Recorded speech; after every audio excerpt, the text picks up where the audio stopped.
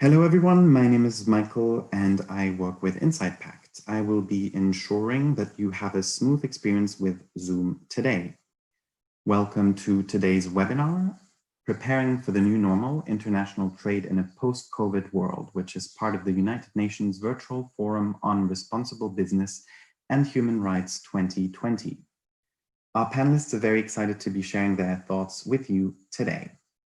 Please note that the chat room will be disabled due to the number of participants. After the panelists speak, there will be a Q&A session. Please do send your questions into the Q&A window, which you can open by clicking the button that says Q&A on the bottom of your screen. The moderator will be looking at the questions submitted there. Again, welcome everyone. This is the webinar, Preparing for the New Normal, International Trade in a Post-COVID World, which is part of the United Nations Virtual Forum on Responsible Business and Human Rights 2020.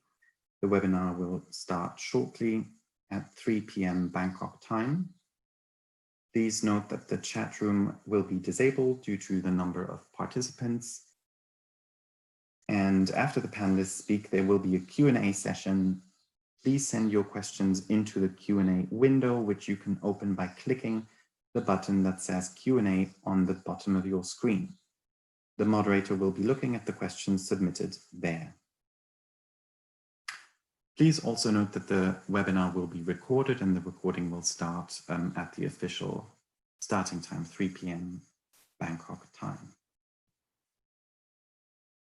Once again, my name is Michael and I work with Insight Pact, and I will be ensuring that you have a smooth experience with Zoom today. Welcome to today's webinar, Preparing for the New Normal, International Trade in a Post-COVID World, which is part of the United Nations Virtual Forum on Responsible Business and Human Rights 2020. Our panelists are very excited to be sharing their thoughts with you today. Please note that the chat room is disabled due to the number of participants, but after the panelists speak, there will be a Q&A session. Please send your questions into the Q&A window, which you can open by clicking the button that says Q&A on the bottom of your screen. The moderator will be looking at the questions submitted there. The webinar will start shortly in about 2 minutes at 3 p.m. Bangkok time.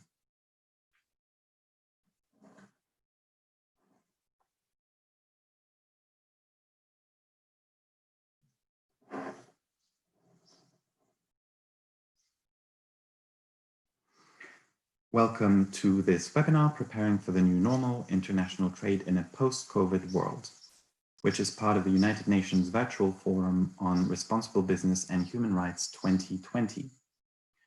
The webinar will be starting shortly.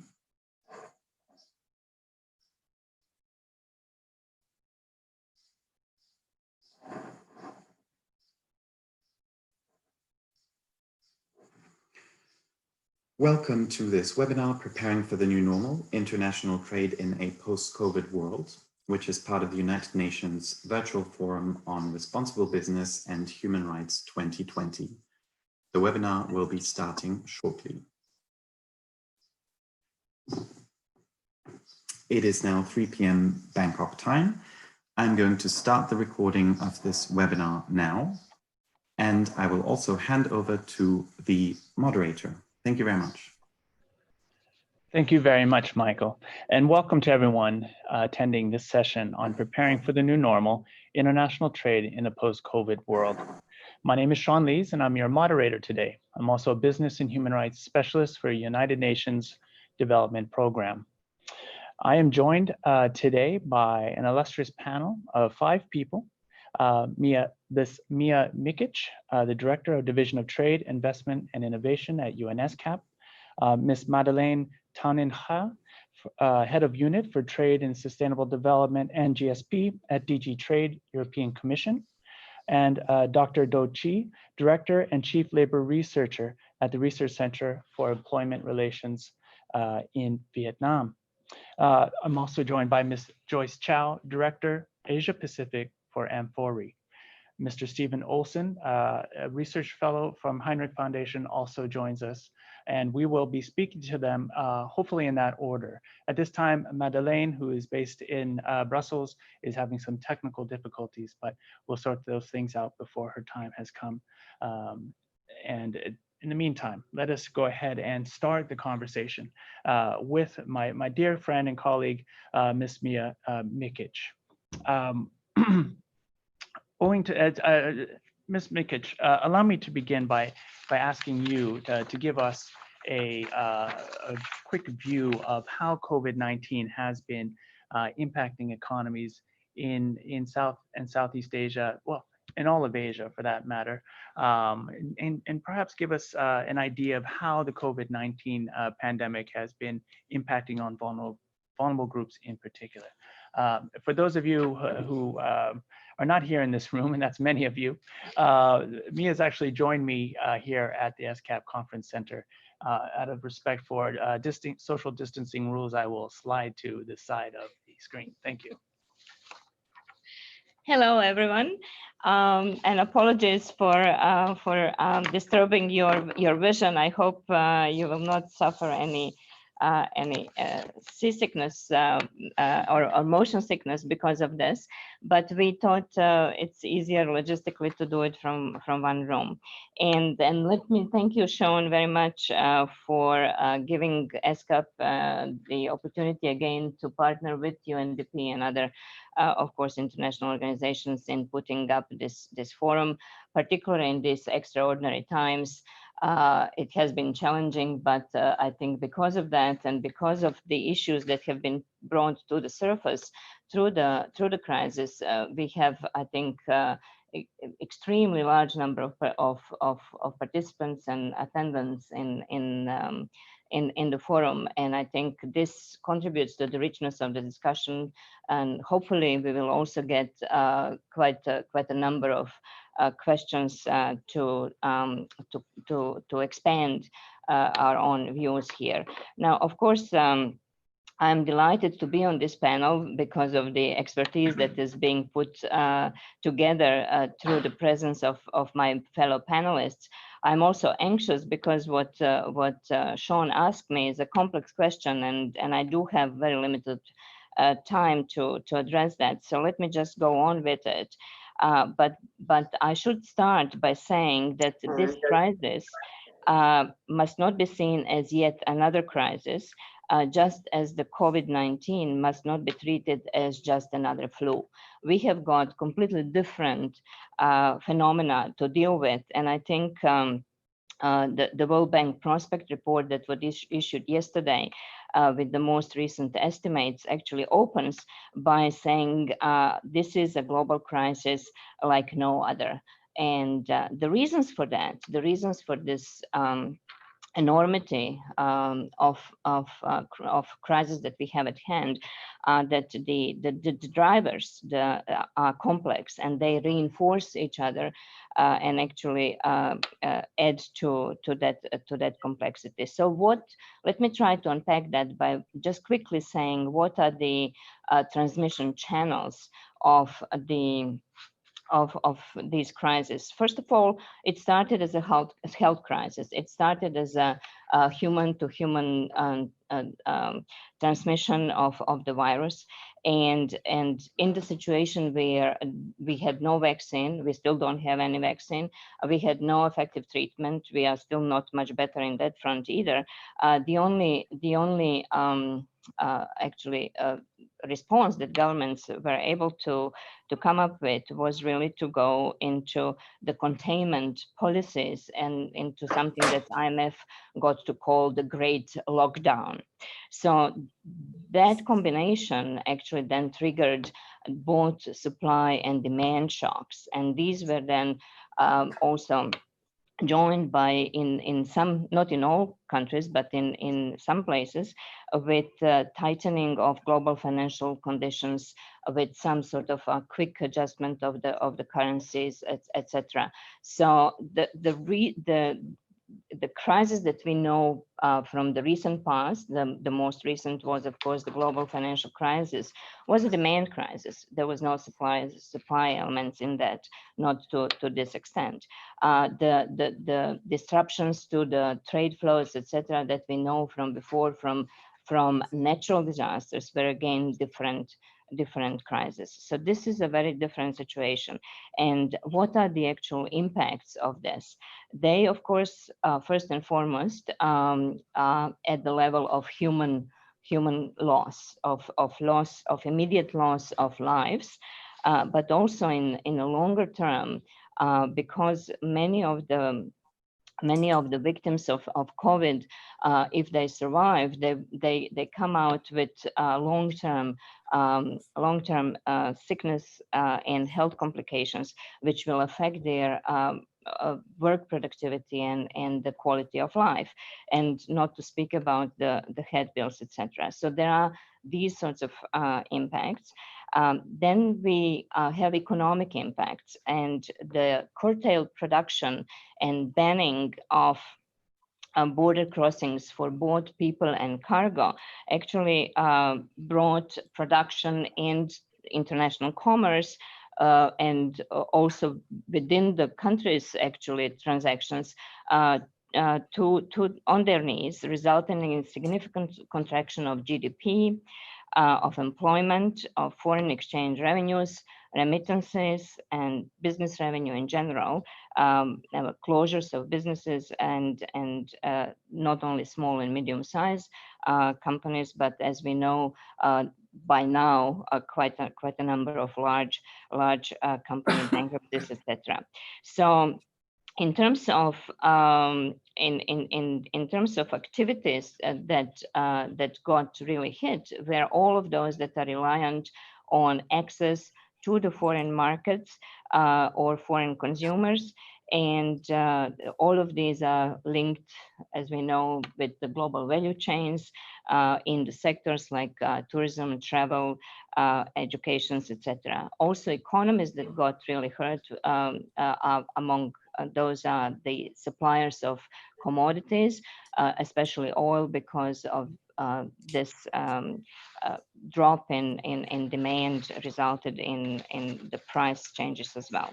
So these were then folding out into the social impacts, and the social impacts, of course, just presented as deepened inequality, as increased poverty, reappearance of hunger in some cases, and of course, less attention to other diseases and treatments, domestic and other violence, and etc. And some may be thinking that these are just transitory, and as soon as we get the virus under control, they will be gone away. I don't think this is going to be the case, because some of these will actually feed into the long-term problems. And in just one example is, for example, the case of interrupted education of many children that have no access to digital schooling or access to internet as such. And so their education, plus also, of course, employability later on, if they are teenagers or young adults, will be affected. So in more general terms, the impacts on the human capital formation is really quite important to note as well. If I may, Sean, just for another minute or so, I would like to quote some of the estimates that the World Bank prospect brought out yesterday, and I could have also quoted ESCAP results, but we have produced those in April, and while there is a slight difference in the levels of the quantification of impacts, the direction is the same. So it is a downward direction. Everything is actually getting down. And Sean has forbidden us to use PowerPoint. So you know, it's very difficult to actually tell a story that is based on numbers without a PowerPoint. And so I'm cheating. And so I have produced a little I don't know if you can see it on the screen. I just wanted to show the direction of trends. And this is only for for example, global trade. So everything is really going down very steeply, very quickly. And let me now give you some of the numbers that described there. So the contraction of the global GDP that is estimated for 2020 is around 5.2%. That is a combination of the contraction of 7% for the advanced economies and about 2.5% for the what we call the emerging market and developing economies. And Asian economies of among the others are still staying around the on the positive side of zero, but not all the economies in Asia. And so we have quite a sharp decrease in some of the economies like Thailand, Malaysia, Philippines, etc. Trade is going down the tube. And so the estimates of the World Trade Organization go with the number of up to 32% of the contraction, foreign direct investment as well, etc. So who has been hurt the most from these downward trends? Unfortunately, always the same group of vulnerable sort of suspects, if you want, if I may use that term. It's women. Because women work in labor-intensive sectors that have been hurt through this crisis, like textile, hospitality, tourism, etc. It is migrant workers because of not only loss of remittances, but also no compensation for the job losses, etc. Some of the shared economy workers, and of course, in general, micro and small and medium-sized enterprises. So let me stop here, Sean, in terms of the just laying out the impact on these, if you wish, aggregate indicators, and then we can go deeper if need be, if there is time. Okay. Thank you. Thank you, Mia. Indeed, I like this notion of as a crisis like no other, just as if COVID-19 is a flu like no other. It's a very poignant comment, and thank you too for the background, the statistics, some of the top line information we need to dig deeper into the subject matter at hand. What we really want to answer today with our expert panelists here is that in the context of COVID-19, and with particular reference to this downward trend in all the indicators, frankly, except for one, inequality, with particular reference to the downward trend and the increase in inequality and the ongoing human rights risks in some global supply chains or in some supply chains that run through Asia. What is the role of trade policy in helping Asia to build back better, to get those downward trends to start pointing upwards again? So what is the role of trade policy in helping us get back on our feet, to help us, in fact, build back better? And so, Mia, thank you for the introduction and giving us a scene setting. It's very critical for the next conversations we have in front of us. It's not clear to me, Michael, from our technical facilitator yet, whether Madeleine is available. Not seeing her on my screen makes me think that we're still struggling to get her online, but she'll be back with us momentarily. Not yet, in fact, is the message. Thank you. So with, we're going to skip Madeleine for the time being and go directly to Miss Dr. Do Chi. As many of you know, and certainly as Dr. Chi knows well, Vietnam ratified the EU-Vietnam Free Trade Agreement just 2 days ago, I believe. Notably, the agreement requires both the EU and Vietnam to comply with core international labor standards of the International Labor Organization. Turning now to Dr. Chi, our Director and Chief Labor Researcher at the Research Center for Employment Relations in Hanoi. We would like to get a better understanding of the significance of this agreement. It's early days, of course, but Dr. Chi, welcome, and please tell us, what is the impact of the newly ratified EVFTA, this new European EU-Vietnam Free Trade Agreement, and what impact has it had in the lead up to the ratification in both the EU and in Vietnam, and what sort of impact do you see it having going forward? Thank you very much, Sean, and good afternoon, everyone. I'd like to thank the UNDP for inviting me to this very important panel, and I'm very honored to share the panel with distinguished guest speakers. Regarding your question, Sean, actually the EVFTA is a very special trade agreement for both Vietnam and the EU, because you know that the negotiations for the trade agreement itself was wrapped up in 2015, so almost 5 years ago. However, in the past, 4 or 5 years, the negotiations continue between EU and Vietnam. And you know that because the main text is already negotiated, the negotiations continue about making sure that Vietnam have a very clear commitment to comply or to promote the core labor standards. And for the case of Vietnam, we still have 3 core conventions that are not ratified yet, which is Convention 87 on premium association, Convention 98 on collective bargaining, and Convention 105 on forced labor.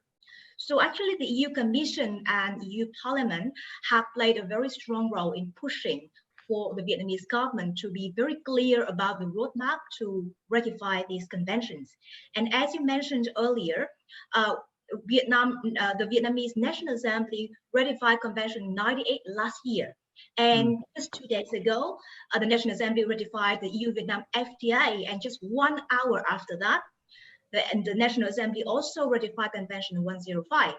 And Convention 87 is about to be ratified by 2023. But even before the Convention 87 is ratified, the Labor Code of Vietnam has already been revised significantly. And it incorporates a lot of new international labor commitments. And most important of which for this context is probably the fact that the labor code allows for the workers to organize themselves into independent unions. Independent unions here means that they do not have to affiliate with the traditional national trade union, Vietnam General Confederation of Labor, at the workplace level. One more important impact of the EU-Vietnam FTA is that the sustainability trade development chapter 13 in the agreement requires that both parties have to set up their domestic advisory group. We call it the DAG mechanism. So the DAG mechanism is important for Vietnam because it allows for the civil society and the trade unions to join in the monitoring of implementation of the agreement. This is totally new, and if you are familiar with the context of Vietnam, you know that this is really a major step forward for the civil society engagement in terms of policy making, in terms of monitoring of the international trade agreements. So, I mean, there have been a lot of skepticisms about the impacts of the EU-Vietnam FTAs on Vietnam, because they say, well, this is totally externally imposed system from the EU to Vietnam. And they say, well, the free trade agreement between the EU and South Korea have not got a lot of impacts on labor conditions in South Korea itself. And then they say, well, there have been studies saying that this is a kind of trade-off of Vietnam for the trade benefits, and the Vietnamese government will not really implement changes on the grassroots level.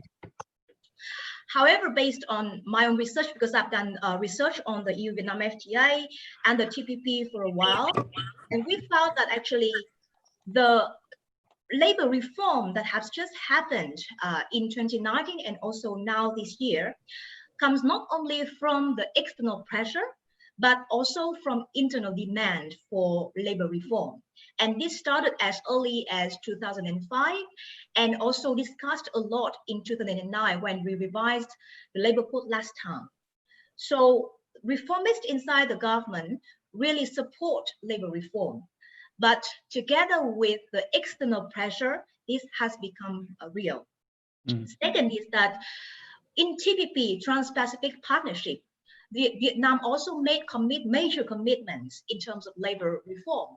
But different from this FTA is that in this EU-Vietnam FTA, the Vietnamese side has more freedom to design the labor reform that is best fit for our conditions, for our situations. And another point, which is very much related to the theme question that you raised for this session, is that research have shown that social upgrading will facilitate economic upgrading. Economic upgrading may or may not lead to social upgrading, but social upgrading will surely facilitate economic upgrading. And so among the Vietnamese policymakers, there have been a growing trend of people believing that ratifying EU-Vietnam FTA and also having major labor reform is also an opportunity for Vietnam to get ahead of the regional competitors, especially now you have the post-pandemic world where people emphasize more on sustainability and the supply chain is changing. So we believe that to be more sustainable, to have more labor rights, better labor rights for the workers will be a way to be more competitive in the international trade arena.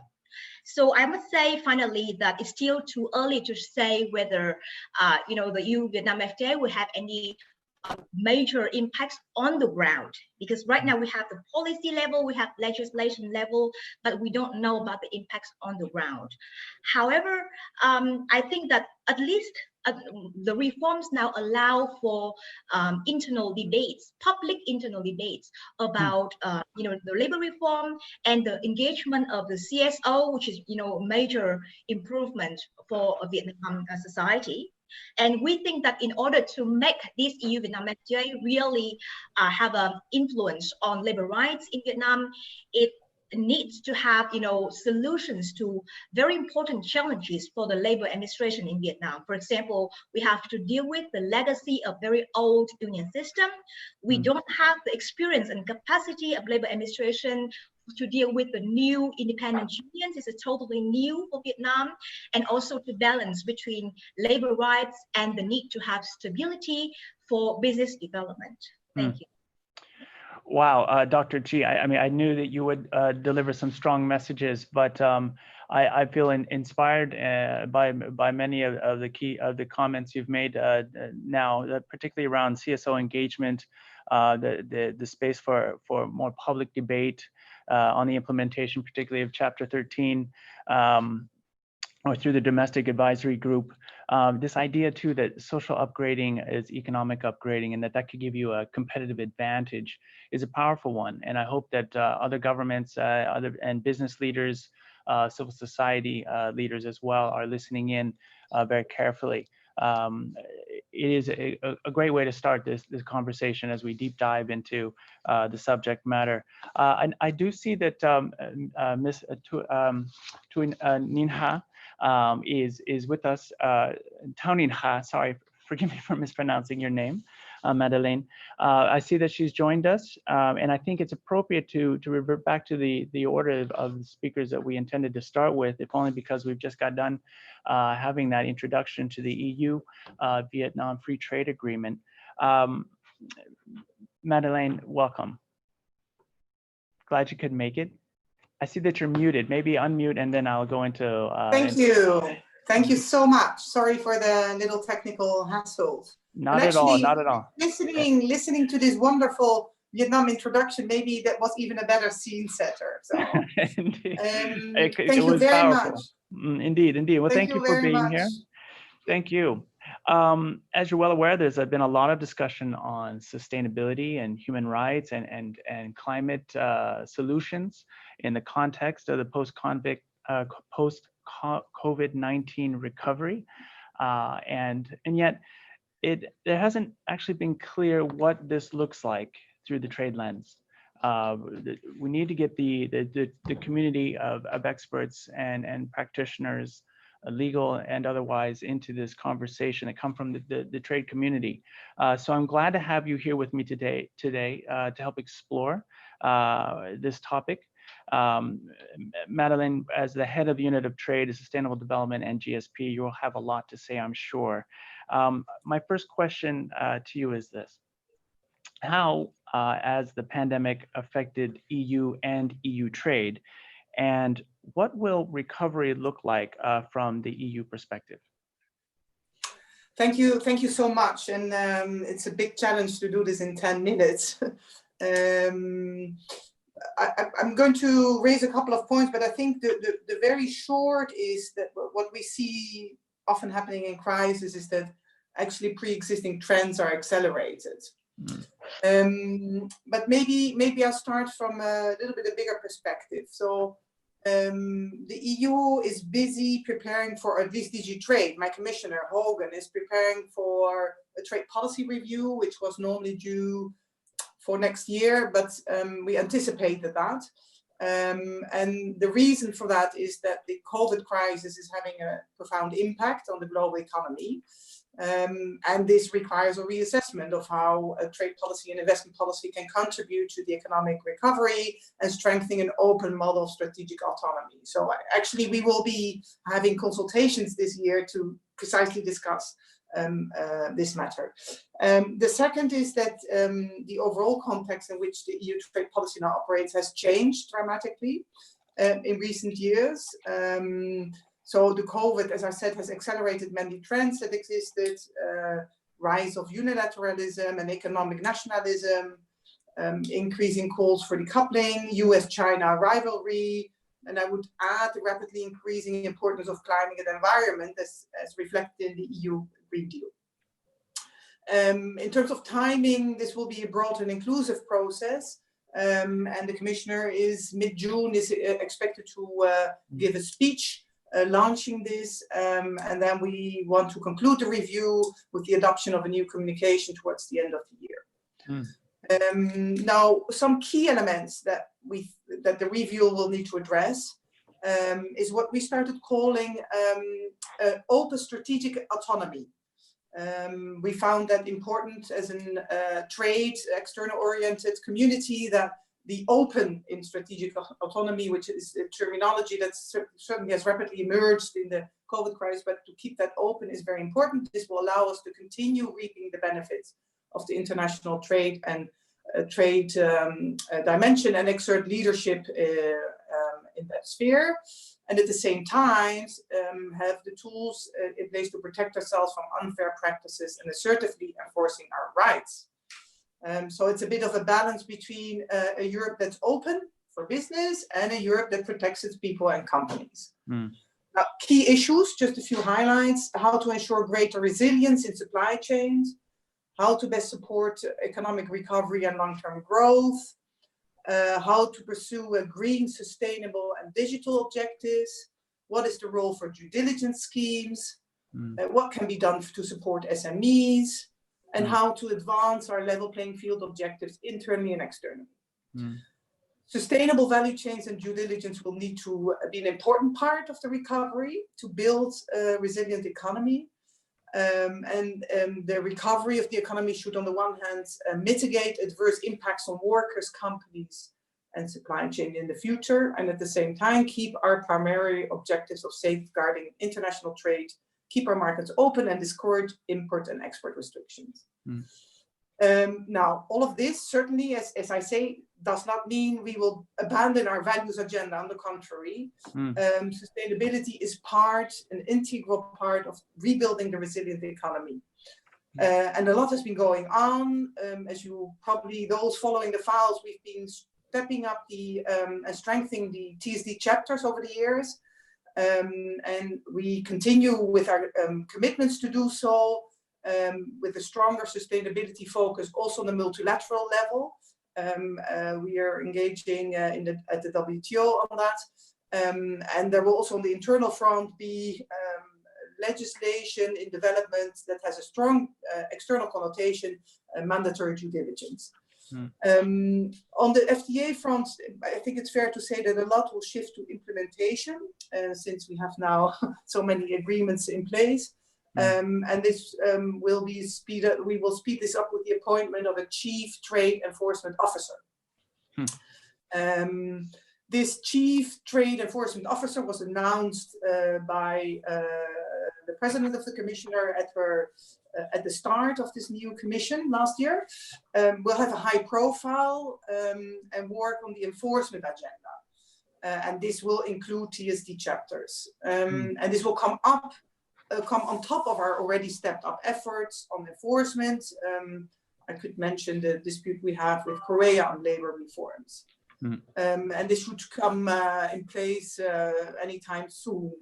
And I think the particular thing that this will give us is the procedures, the right procedures to manage and handle complaints, and the political standing to structurally monitor that.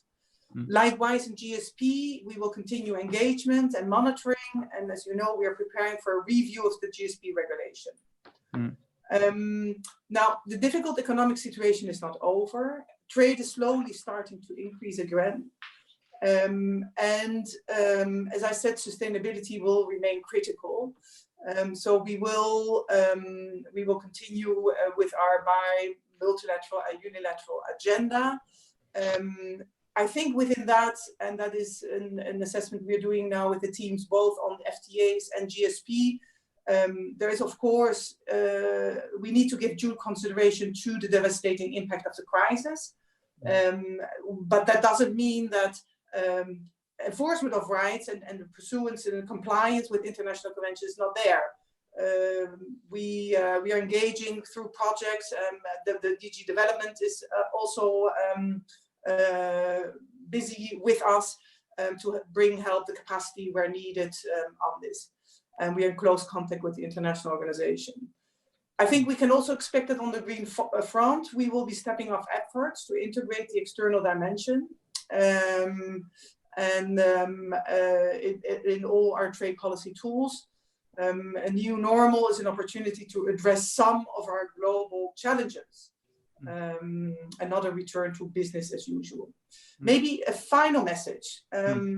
Takes all to tango, not one, two, but all players.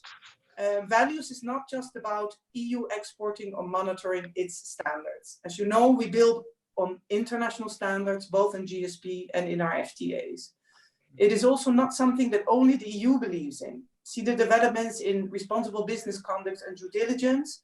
And we've been in touch over the last 3 months with many business companies with due diligence as part of their long-term strategy perform better in coping with the crisis and recovery.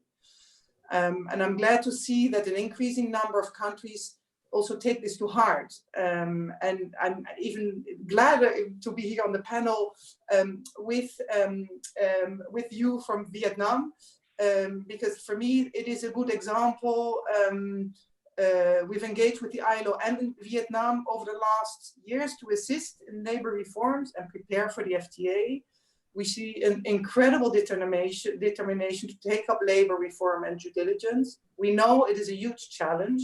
We will be happy to continue to assist, and it requires political and technical determination to set out such a path, integrating sustainability.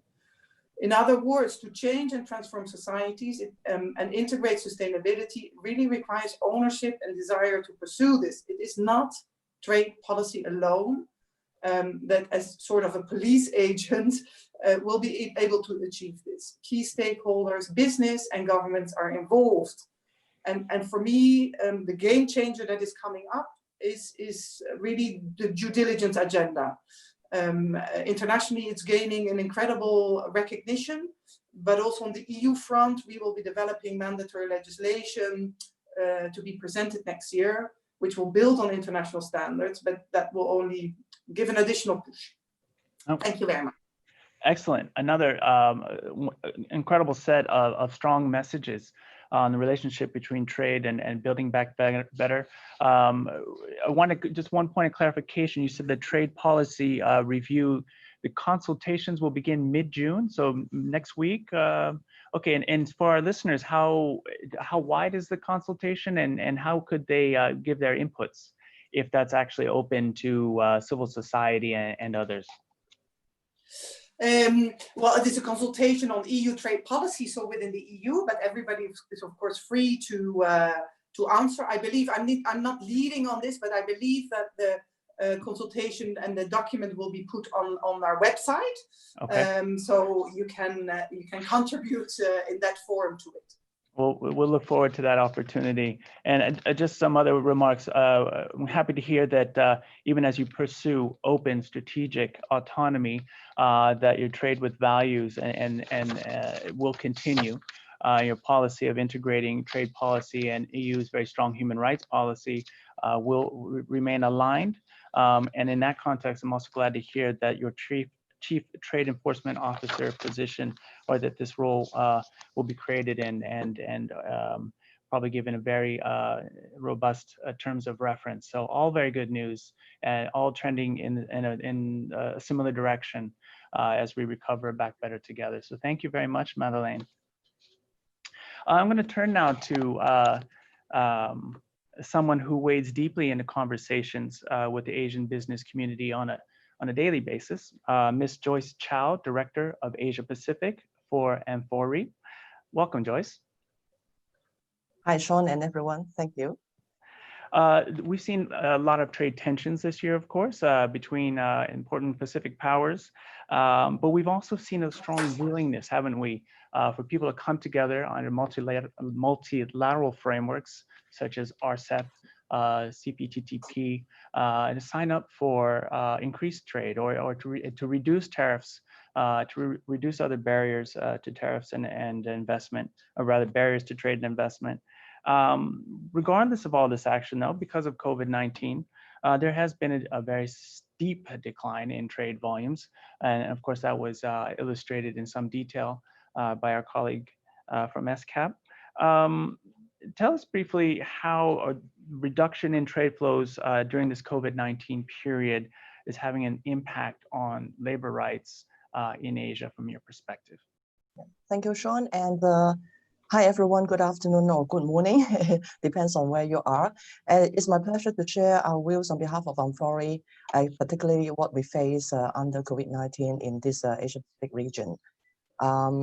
Before I start to share how unprecedented, how enormous impact we have because of the COVID-19 and the supply chain related to our members, I want to send my congratulations on behalf of Amfori to EU and Vietnam.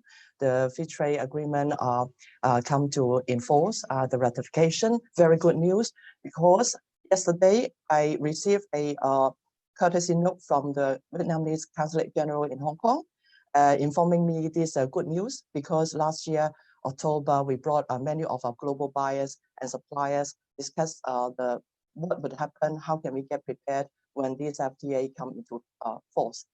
So now we see this good news. Why I start with this congratulations, because in the past half year, we have been receiving very negative or very upset messages or news from around the world because of COVID-19. Vietnam is our top 5th sourcing country in globally.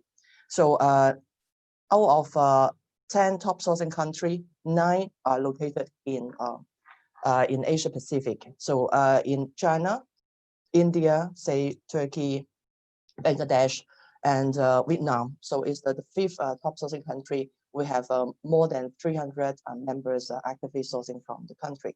So we look forward to have this FTA become in action. So back to your question, Sean. Yes, the impact to say labor rights in Asia because of COVID-19 is unprecedented. It is enormous all around. And I would like to quote a few figures. For the advantage today, we don't have the ILO representative. So I think some of the figures set the scale of the impact. According to the ILO's April research note, they describe COVID-19 impact on the global workforce is the worst global crisis since World War II. Yeah, and we can't agree more. Increased layoffs, reduction in wages and working hours can affect up to 1.25 billion workers globally. And this has not included the 2 billion workers from the informal sector. So this is setting the scene. And if you look at some other research like ITUC, International Trade Union Confederation, it also shows that, say, 100% all countries in Americas and Europe are facing the hardest hit ever because of this pandemic. And 76% in Asia Pacific, the companies are having workers losing their jobs. So you can imagine how big the impact on the supply chain could be. Our member source the goods covering 21 sector, mainly in fast-moving consumer goods. Basically, what you see or where you eat every day are the products we trade globally. Our database direct suppliers cover more than 60,000 factories from 100 countries. So it is a big impact for everyone. So when the COVID-19 crisis started, many companies rely on suppliers in Asia refuse to pay orders. So the cancellation of orders is the biggest impact. Those figures I quoted is global. We do have our unique survey done in April. So personally, we have set up a COVID-19 task force led by our chairman and president. Say in April, we sent out questionnaires to our key member-based country. We received over 160 feedback from our key members. We also polled our key members in 12 countries. Around 50 of them responded, and all of them, over 90% of our members who are buyers, retailers, and brands from over 40 countries, they responded that they have been experiencing high impact on their business because of this pandemic. And over 70% of the members who responded to us faced decreasing consumer demand and led to cancellation or delay of orders. And from the producer side, we sent out questionnaire and we received over 400 questionnaire completed by producers located in top 10 sourcing countries, and they are all located in Asia Pacific. Over 70% producers said because of the pandemic, they faced the cancellation of sales orders by buyers. So it's the biggest challenge is cancellation of orders. So this is the generic and the general situation. When we zoom in some of the Asia countries, for example, we see the development of the impact doesn't have necessary good development on. We know many governments have been trying very best to provide stimulus package to support producers, buyers, or business to recover. But in some ways of those adjustment of laws may not be the wish what we want to see. For example, recently we saw the announcement of the relaxation of the labor law, for example, in India, try to support the business. However, if they give this suspension of certain labor rights up to 3 years and give the liberty to individual states to decide to what extent they exercise this liberty. So we see there's some potential risk. Of course, our members, we do respect local law, but our buyers, when they implement the Unforeign Business Social Compliance Initiative Code of Conduct, we will stick to the requirement and stick to the spirit of social responsibility when doing business.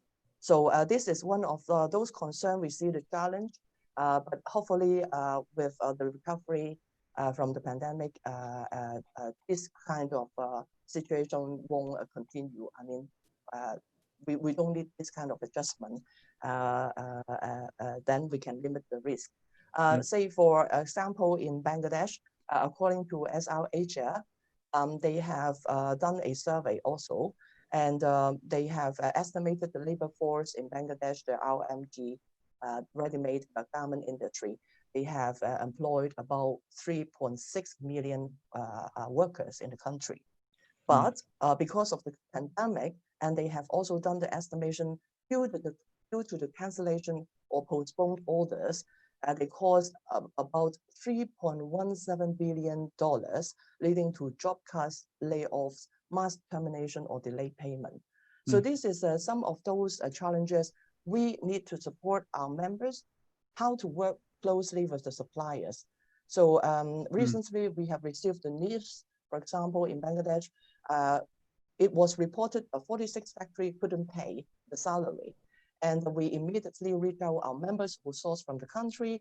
We identified potential links to those factories and send our reminders and make sure they have done a good job in monitoring this week and be responsible and try not to cancel the orders. So much about the impact. I don't want to talk about just impact. I want to also supplement before I close my answer to you. I want to highlight a few things we have been doing to tackle these challenges and impact. For 30 example, seconds, Joyce, if you don't mind, 30 seconds. Yeah, sorry. Yeah, I think what I want to highlight is that we issue in April the responsible purchasing practice guidance. Now is replicated and cascaded to our supply chain. Hopefully members can adopt that and in cooperation with the producers. Last but not the least, we just announced yesterday, John, you will be happy to know, Amfori officially endorsed the UNDP COVID-19 rapid self-assessment for business. And we have cascaded these tools to our members and their supply chain. So we will see the impact later. Thank you for that. Thank you so much, Joyce. You've given us a lot to think about, and important statistics too. 76% of workers losing their jobs, and pointing to cancellation of orders as having one of the biggest impacts on labor rights. Well, obviously to economies and by extension to labor rights that there are. You noted too your concern of relaxation of labor laws in some countries.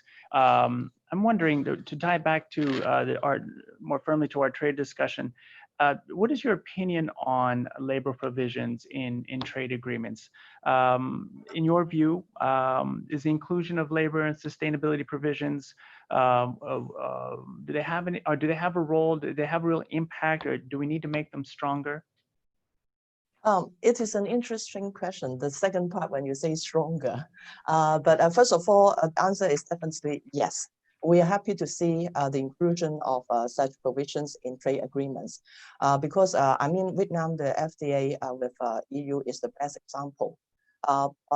It drives also the spirit helping a business to speed up the pursuit of the UN SDG Sustainable Development Goals. Trade agreement shouldn't be separated from all what we call about sustainable development. It should be part of the core elements. So we are happy to see this is the way now we are moving forward. So the answer is definitely yes. It also aligns with Amfori, our trade. We believe trade can provide social and environmental and economic benefits for everyone. So the FTA embedding this element is an effective tool. However, when you say, do we need to make it stronger? If you listen to Dr. Dochi just now, you see challenges when we implement such kind of, say, very stringent requirement, especially monitoring the social or environmental performance. When we say stronger, doesn't mean we need to make the demand more stringent. I think is how do we implement? How can we empower the business to comply? So I think when we say make it stronger, is more focusing on implementation. We being the global organization, how can we leverage our resources? We are also very supportive to EUs when they formulate different trade, say, agreement. For this particular one, our advisory team in trade also actively involved during the discussion of drafts of the agreement. So when we say stronger, we can say deeper when we do implementation. And all the perspective, when we say stronger, should be broader. EU have been, say, signing the different FTAs with different countries, but in terms of ASEAN, Vietnam, Singapore are the only two. So I know it would be good if we can see this kind of element in the FTA forthcoming can be broader. When you look at, you mentioned about, Sean, you mentioned about RCEP, right? The regional, what's the full name of RCEP? Comprehensive Economic Partnership. Yes, Regional Comprehensive Economic Partnership. Thank you. We have the trade expert here. And if you look at it, regrettably, actually, the social and labor element, sustainability element is very weak, if not none. And so we would like to see, I know recently they have the 30th round of discussion or meeting. We hope this element can be embedded into it. And we hope India can be back because they pulled out last November. And the other one, when we say broader, for example, if you also mentioned about CPTPP. If you look at it up to this moment, out of the 11 countries, only 7 has ratified. But still there are except 4 countries have not ratified. So this is something, yes, they have these strong elements we are happy to see. However, if all the signatories are not committed fully together, that will limit the impact. Yeah. So last but not least, I think IPA can also means our support as a CSO. Yeah, if you categorize this as CSO, I think we can work closer together and with government. And we provide free training to factories globally because our members trade with them. And we are happy to work closer with, say, country like Vietnam in the coming future. After the pandemic, we are resuming hundreds of sessions in different countries and say social compliance, say what are the solutions, best practices. That's our role. We're happy to contribute, and I'm so happy to join this panel discussion, learn a lot, diverse development, and we will try to digest and share with you later too. Yeah. Thank you, Joyce. Thank you, Joyce. And I hope you'll make all these views available to the European Commission when the trade policy review consultation period begins. Certainly your voice is well respected both in Europe and in Asia. What so far speakers have made abundantly clear is that COVID-19 has had a devastating impact on trade, on economies, on workers. And yet what this signifies is that the baseline from where we start to build back better is very low. We're starting from below the point before we started, before COVID-19 emerged rather. So that baseline being at such a low point is going to be hard to recover, and it's going to be hard for, I think, countries, well, for economies to avoid taking shortcuts. But there's even some people that are suggesting that things, it's not that building back better is going to be hard, but it's that the new normal is going to be a lot different than people think. And in that regard, I'm glad to have our next speaker, Stephen Olson from the Heinrich Foundation here with us, who's going to talk a little bit about his views on where trade is going.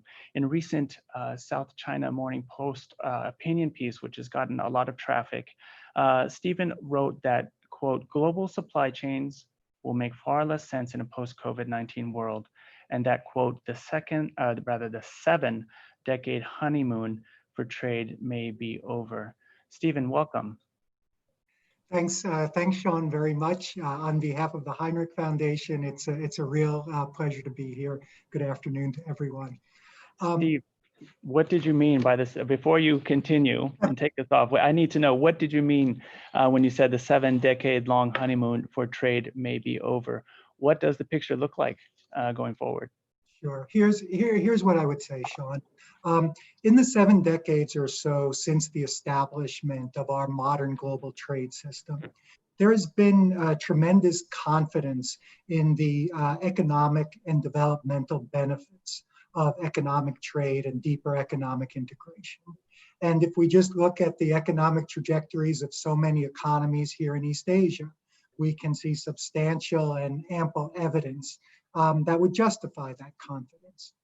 But the coronavirus pandemic has reminded us that there is another side to the coin, that despite these substantial benefits associated with trade and integration, it can also bring a certain amount of vulnerability and a certain amount of risk.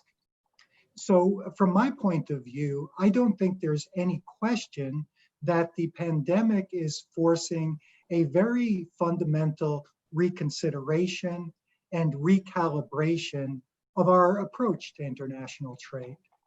So traditionally, we've placed a premium on economic efficiencies in trade.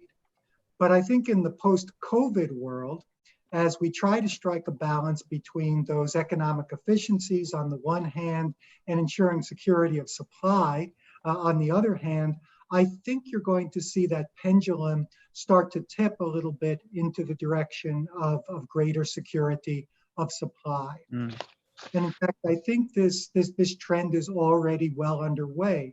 We're seeing businesses and governments taking concrete steps to mitigate dependency risk in international trade. I expect that trend to continue. And I think we'll see it manifest in a number of very concrete, tangible ways. Number one, I think you're going to see a deliberate effort to diversify trade and to avoid over-reliance on any single country. Now, of course, as a practical matter, in a lot of instances, that's going to mean China. Number two, I think you're going to see shorter supply chains and more domestic production. And number three, I think you're going to see a greater emphasis on regional trade. And I think that could hold tremendous significance for the CPTPP. I don't think that there's any question that during the course of 2021, we're going to see additional members, new members, join the TPP, and I think it actually could be several members. Now, I should also mention that, as is so frequently the case, technology is playing a role here and is accelerating some of these trends that are already underway, in particular the shorter supply chains and the greater domestic production. We're seeing more automation in manufacturing procedures. As we have greater automation, it reduces the comparative advantage of lower wage rates. Of course, lower wage rates are a fundamental part of the economic rationale for establishing extended global supply chains in the first place. And the other thing I'd mention, of course, is additive printing or 3D printing, which increases the capability of companies to produce domestically, or for that matter, anywhere that they like. Now, to be clear, I'm certainly not suggesting that we're going to see a reversal in globalization.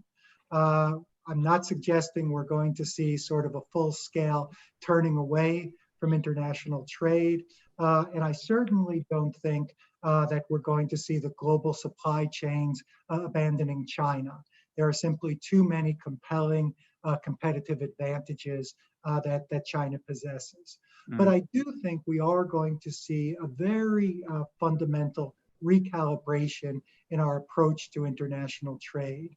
And whereas during that 7-decade honeymoon for trade that I made reference to, that we placed a premium on economic efficiencies, I think now we're going to see a greater recognition that trade, especially across extended supply chains, can also bring risks and vulnerabilities that have to be mitigated against. Now, I should also add that for those of us who believe in international trade, for those of us who support international trade, this is not necessarily a bad thing, because I think a lot of these changes that are going to be made are actually going to make trade more sustainable over the long term, and I think that's certainly a positive thing. Steve, I hate to say it, but everything that you said at the top half seemed to contradict this notion that you were not saying that there's going to be a reversal in globalization. It actually feels like we are going to see maybe a slowdown in the process. Would that be fair? Yeah. What we're not going to see wholesale decouplings. We're not going to see across board reversal in globalization. But I guess the way I would describe it, Sean, is that, for a number of decades now, this process of steadily increasing economic integration has seemed to only move in one direction. And I think now we'll begin to see at least a partial economic disintegration. That's not a complete and total reversal of globalization. That's not a turning our backs on global trade, but just to suggest that this trend of greater economic integration doesn't only move in one direction. Okay, thank you for that clarification. And I think what you're saying too is that trade is here to stay, and even if it's on its current downward trajectory, it will be coming back. It will be there to satisfy consumer needs and demands. And so that leads me to my next question for you. And I'm sorry, we're running out of time, so I'm going to ask you to give as pithy a response as possible. If trade is here to stay, How do we ensure that trade contributes to the building back better that's been called for example, the UN Secretary General, but also by key leadership in all regions of the world today? How can we ensure that trade contributes to sustainable development? How can we use trade to perhaps enhance greater human rights realization and labor rights realization? I think trade negotiators are going to have to very consciously and deliberately build sustainability into trade agreements. I think we're well beyond the point that we can view trade merely through an economic prism. And I think our trade agreements have to think about social capital and in the environment. How will these trade agreements improve rather than disimprove income inequality? How can it strengthen labor rights? How can it strengthen the quality of education? And of course, ensure that all of our economic activities are conducted in ways that are environmentally sustainable. So the short answer is, Sean, I think, is we need to build greater sustainability in trade agreements, not simply view trade through the economic prism. Excellent. I think certainly Joyce would agree. Well, I think all of our panelists would agree, frankly, having listened attentively. I'd like to take a moment now. We're right on time for our Q&A period. I'd like to share some questions with you. First, starting with, let me see here. Let me start first with a question for all of you. And this has to do with the gender dimensions of trade. So we have a colleague here asking, or rather an attendee asking, building on Mia's comments regarding adverse impacts on women, I believe that was one of your first comments. Are the panelists applying a gender lens to their analysis and recommendations? What steps are being taken to ensure trade policies protect and promote women's human rights over and above the rights of investors in free market expansion? There's some references here. I'll leave those out for now, but let me open the floor to any comments from our panelists. Madeleine.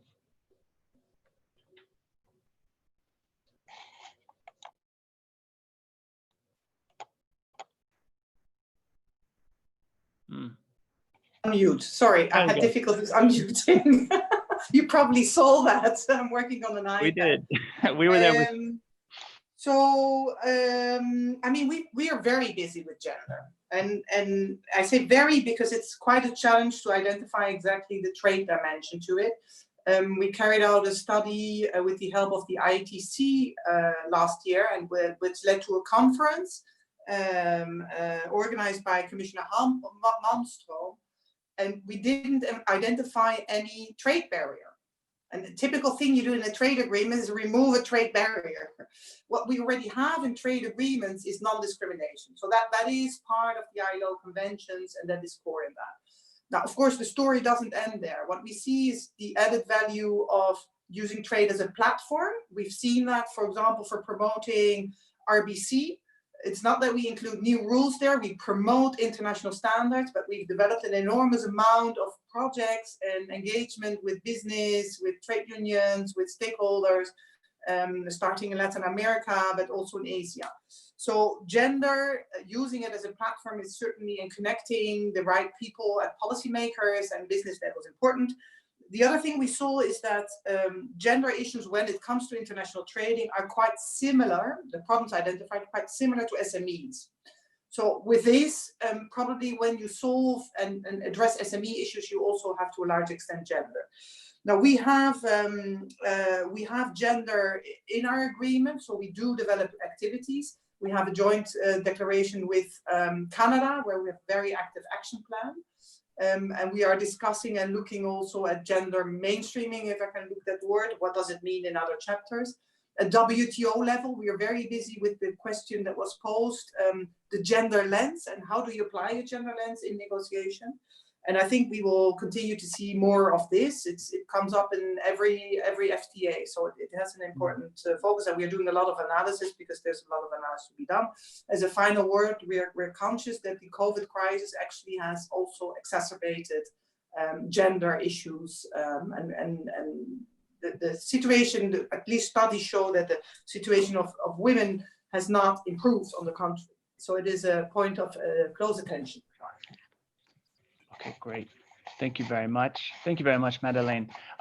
Mia was distracting me. I was trying to write another question down, but in fact, do not let me forget that Mia is a part of this panel, even though she's sitting right here in the room with me, among other supporters of this agenda and the session. Mia would like to respond as well to that question.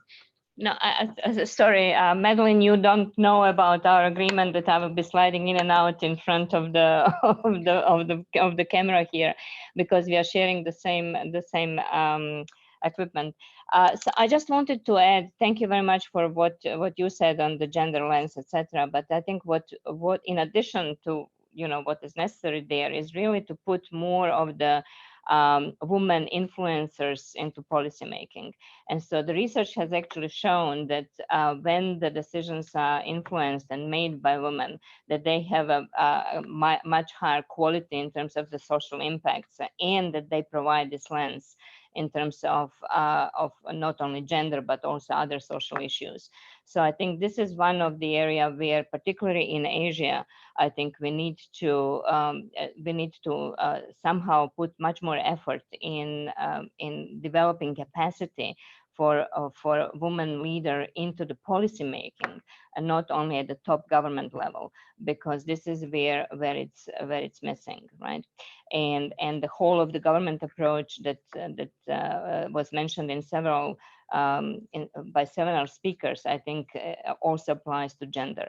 So it has to be mainstreamed in policies at the domestic level as well. So then it will seep also into the arrangements with the foreign parties as well. Thank you. Mm-hmm. And I believe Joyce had her hand up. So Joyce, over to you. Yeah, thank you. Yeah, we are happy to talk about gender, not only because I'm women.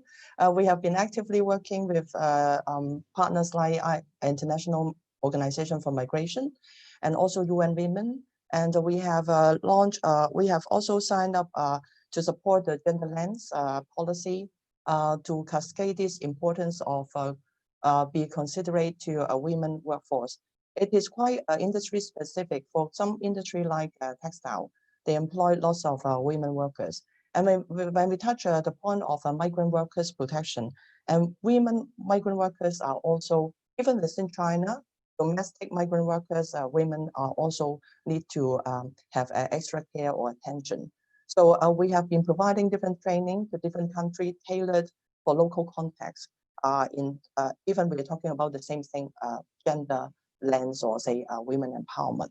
So this is our corporate global policy, and we have lots of different initiatives, and we welcome other initiatives if they want to know more about us, and we have a dedicated introduction about our works in progress on women empowerment and gender lens. Yeah, just want to supplement this, and we have some very good best practice cases collected, and we are happy to share with the industry. Thank you, Joyce. Thank you very much. And Dr. Chi, a question that I had has come up in what I had originally intended to ask you, but it's come up in the question answer board as well. Is in fact, there's two.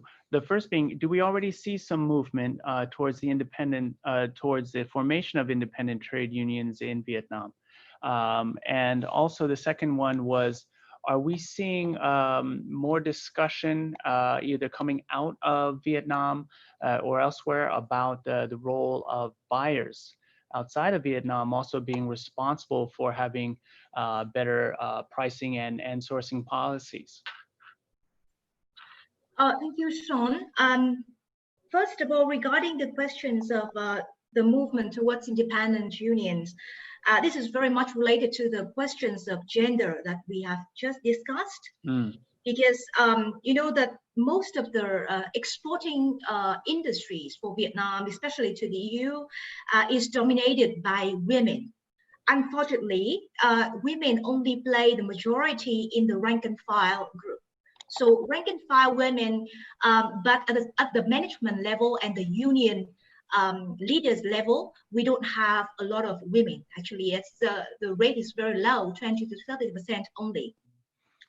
So when we talk about independent unions under the EU-Vietnam FTA, it also means that this gives the door for more rank-and-file women workers to become independent union leaders, and so they can voice up. Regarding the formation of independent unions, I think that there have been a lot of interest, but because you know that the new labor code will only come into effect the 1st of January next year. Mm-hmm. So it means that now it's all preparation, and mm-hmm. this is quite a sensitive topic still, because we have a very big national union organization, which is VGCL, and they may potentially see the formation of independent unions as, you know, competitive force for them. So yes, I know that they have some preparation going on, but whether or not, you know, these unions are ready to be formed, I cannot say right now. Mm-hmm. So the second question is about buyers being more responsible.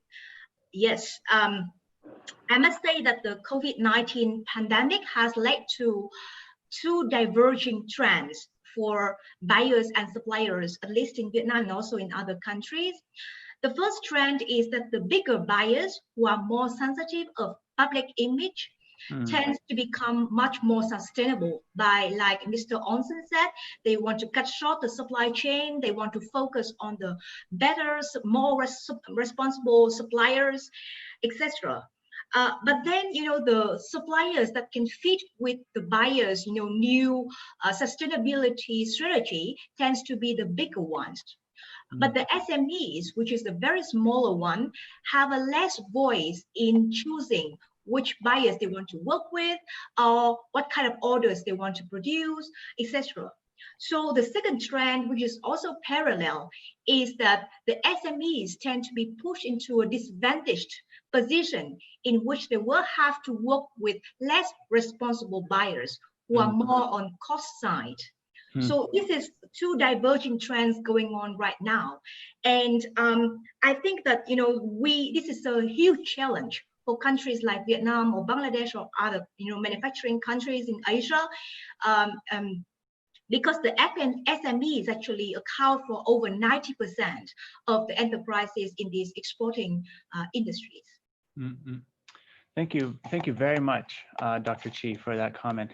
I'd like to bring a question to Steve's attention. I'm guessing being a trade negotiator is a very hard job, and of course, you were a former negotiator for the United Nations, or rather, United States Trade Representative's Office. The very first question actually posed on our box was, what role will frameworks such as the Sustainable Development Goals and the Universal Declaration on Human Rights, Aid for Trade, this person names a number of different frameworks, have in the recovery?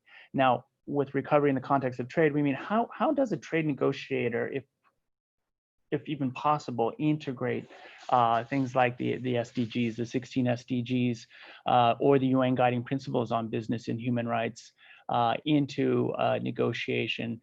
And what sort of precedents do we have for bringing these issues to the table in a successful manner? And where do you see the things going forward, especially as people become more and more desperate for maybe trade at any cost with given the economic circumstances?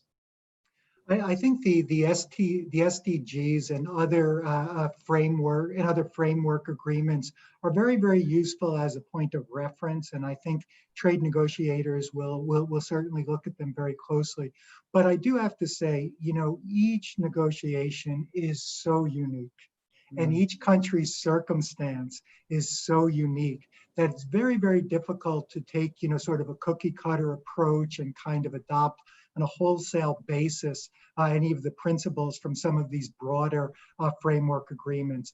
You know, as I said, because the circumstances in each country are so individual and have to be tailored accordingly. So certainly a useful point of reference, and I think that the relevance of that will probably increase over time. But as I said, each negotiation will need, by definition, to be very, very, very unique. Okay. Fair enough.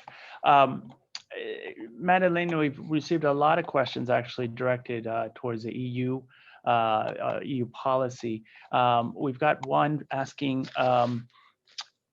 would EU consider that? This is actually two questions. I'm going to combine them. The EU consider negotiating their free trade agreements with countries which are not signatories of the COP agreement, or the Paris Agreement, as a sort of a signal about its commitment to sustainability and trade. And the second question in our question answer box is, do you foresee extending GSP preferences to those countries which are suffering considerably right now under COVID-19 circumstances, but maybe either graduating out of due to economic reasons, or maybe under review because of human rights situations there in those countries? Thank you very much. On Paris, I mean, I think I'll give more a political answer. Because there's no rule set in stone, but I think you can see across the board the tremendous importance of the Paris Agreement. There's an enormous pressure to include Paris into our essential elements clause. And those not familiar with it, essential elements clause are, since 2009, I think, part of all the EU international agreements, and basically say that if the democratic principles of the states or human rights are systematically violated, then under an agreement, any type of preferences or other benefits can be withdrawn. And that so there's pressure now to include Paris there. And core labor standards are included in there because they are human rights, but there's now pressure to include Paris. And I think under the previous commission, you've had several who stated in order to engage in a free trade agreement, Paris countries need to be a party to Paris. So I think if we, an FTA with a country that's not party to Paris, I see that not flying very high anywhere. Now, extending GSP, I mean, GSP is not something that we can adapt to the taste of our political feeling to something. It's based on the regulation. And within that, there are very clear rules to graduate or to not graduate. So that's the process that's followed. It's not sort of if it's countries, and we are certainly following that together with DG DEFCO and other services, what the impact is of COVID and how countries are affected. And we are setting up and reaching out on aid packages. But it's not that you can just pop out GSP and say, I find this situation particularly difficult and adapt that. So my answer to that is no, that follows its normal rules. GSP Plus, certainly, you know, that compliance with the 27 conventions, international conventions, is even a precondition. Thank you very much. A question for all, and I think I'd like to end with this so that we can hear from each of you, and maybe 20 seconds each or 30 seconds each, just a few words on this. Do we need a monitoring mechanism to see which governments' trade policies are in line with UN guiding principles on business and human rights? Or do we need to see a monitoring mechanism that holds governments accountable to the enforcement of their policies and their labor and sustainability provisions? Currently, I don't think one exists, although WTO does have ongoing discussions about these matters. And I want to bring also Mia, don't forget to chime in as well. Is more needed to bring greater awareness of the compliance or non-compliance with perhaps a new generation of trade agreements that helps us build back better? Maybe I'll start, since we haven't heard from Joyce in a while. Joyce, just a few words on that, and I'd like to do around the table. I think I can't think of who can build this kind of a monitoring system, first of all. And I think there are challenges if we rely on putting too much overemphasis on monitoring. We forgot and it will consume too much resources that we can contribute to implement or say to have a self-discipline.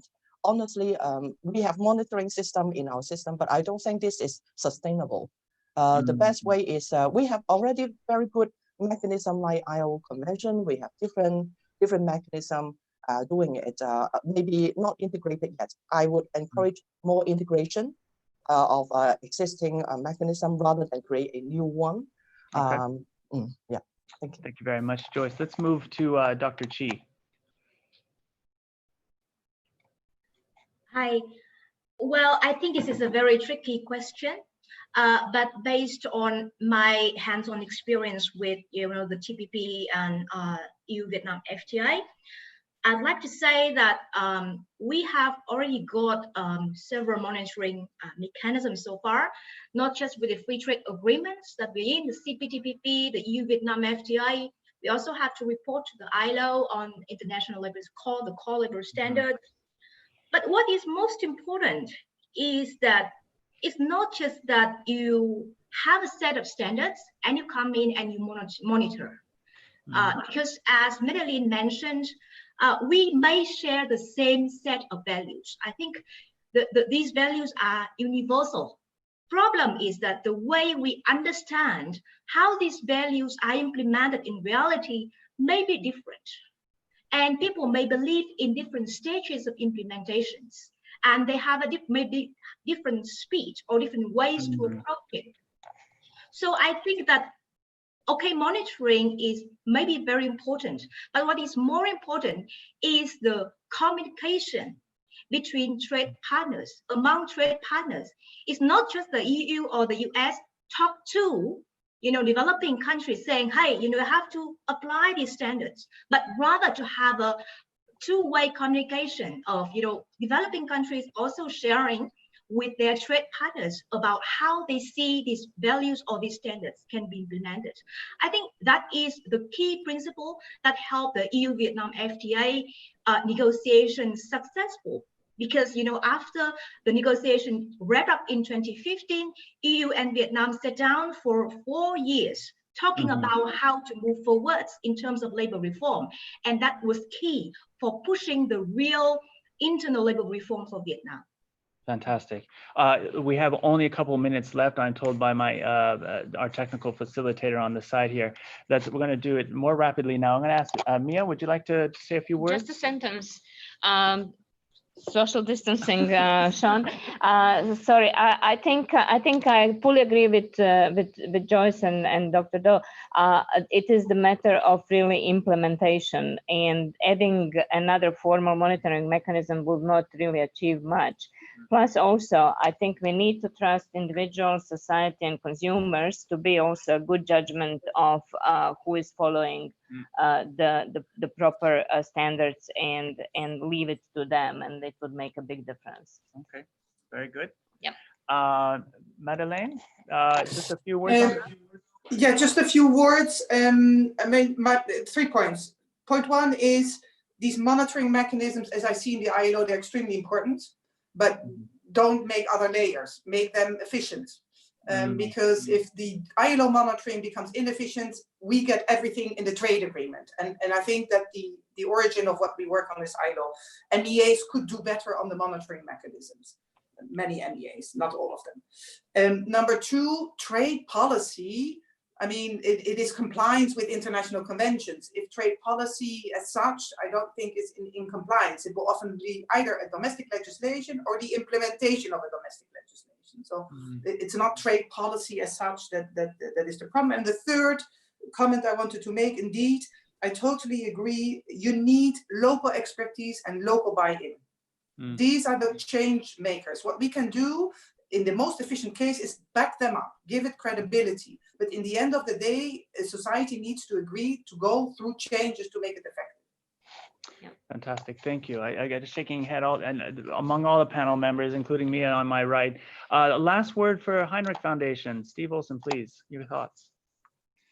Sean, I'll keep it very brief. I think monitoring can be done in ways that are constructive or not constructive. I think if it results in useful information sharing on best practices that can help countries improve their circumstances, I think it can be positive. Enforcement, however, I think is a real Pandora's box unless it's conducted in the context of a free trade agreement or another agreement of that type. Thank you very much. To all of you, to all our speakers and our participants, I want to give you I wish I could give you a bear hug. That's not allowed anymore. It wouldn't have been possible anyways, even if you were here. But a really big thanks from us at UNDP, from UNESCAP, and of course our partners at Heinrich Foundation, which have co-partnered in bringing this session together. Some really important, the most important theme, if I may leverage my role as moderator, has been this aligned commitment from many different parties towards trade that recognizes it has a bigger role than just economic results, that it is aligned with our goals, whether they're under the SDGs or they are under the sustainability heading more generally. We've heard it from both Vietnam and the European Union representatives that trade with values is a very real thing. It's going beyond rhetoric. Vietnam is, I think, evidence of that. Certainly in the opinion of Dr. Chi, and M4E is obviously seeing these results as well on the ground. It believes firmly, as Ms. Chow has expressed, in trade agreements that do have labor provisions. Of course, strong labor provisions. The word strong has many different parts to it, and I was glad to have that unpacked for us. But no, it's really this joint commitment to going in the right direction together that's really going to be the power, the gas, if you will, to get us above this baseline and back to the recovery into a new normal that is both inclusive, resilient, and sustainable. So I want to say on behalf of all the partners here at the United Nations, thank you very much for participating in today's session. Thank you. Thank you. Thank you, John. Thank you. Thank you for Bye-bye, organizing. Thank you. It's been a real pleasure. Bye-bye. Bye. Thanks, everyone. Thank you. Bye-bye. Thank you, Sean. Thank you. Bye-bye. Bye-bye.